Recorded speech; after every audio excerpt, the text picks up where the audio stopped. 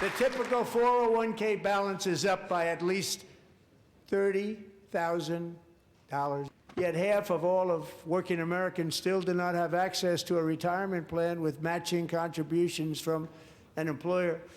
To remedy this gross disparity, I'm announcing that next year my administration will give these oft-forgotten American workers, great people, the people that built our country, access to the same type of retirement plan offered to every federal worker.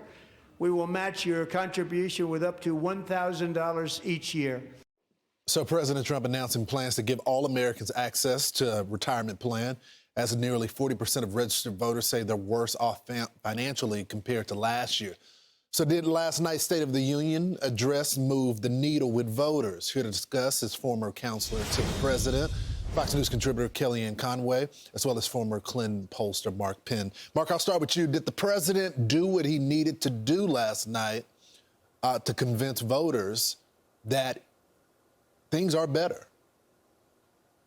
Well, I think the Republicans needed a shot in the arm, and he gave them one.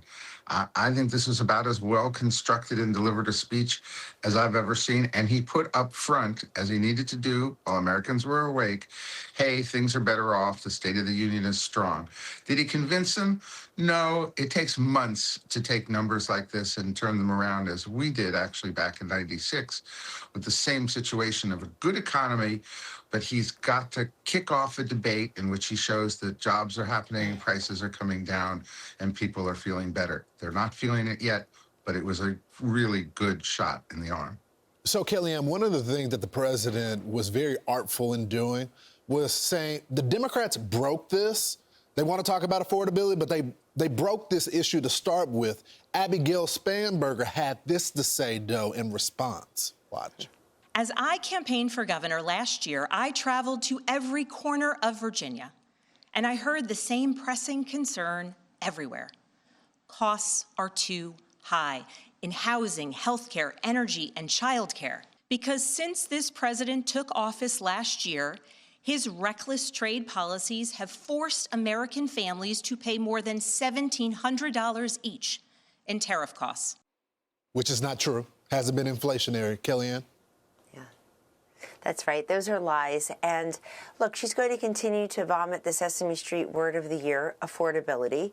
But remember what she ran on. She said affordability runs through stopping these AI data centers from being built in Virginia. Mikey Sherrill said the same thing in New Jersey. They want to stop progress in technology that would help us put more energy on the grid, that would help us move into the next phase of technology to assure people in Virginia and elsewhere that their jobs aren't going to be displaced or replaced, but be made more efficient.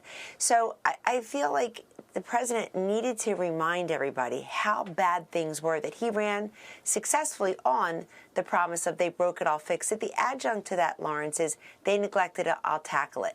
And the president brought the receipts and he brought the vision.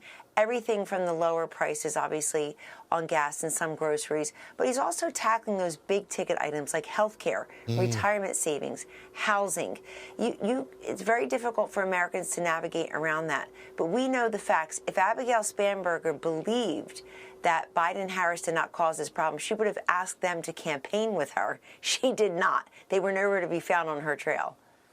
Mark? Well, look, she went right at one of the president's weaknesses, tariffs. People do not like the tariffs. The tariffs have been, although ultimately they did not do what economists said they might do and create economic dislocation or anything like that.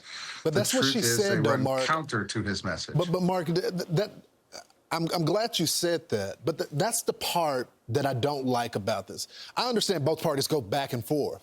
But to tell the American people, you can disagree with the tariffs, to say it was inflationary, that it's costing you more money, the data doesn't support that, yet she told the people that. Well, the president's collected a couple $100 billion. He's talked about giving back $2,000 to each person. She simply divided it. And you know exactly what she's saying. Tariffs collected money. Who it collected from, that's a little bit unclear. But it's, again, she went right for the president's weakness, and the president had to counter, no, the economy is really strong, really on bringing down gasoline, egg prices, and others. And that's the debate out there. It's the single most important debate in terms of how people will vote in this midterms. All right. Kellyanne, Mark, thanks so much for joining the program this morning. I'm Steve Ducey. I'm Brian Kilmeade. And I'm Ainsley Earhart. And click here to subscribe to the Fox News YouTube page to catch our hottest interviews and most compelling analysis.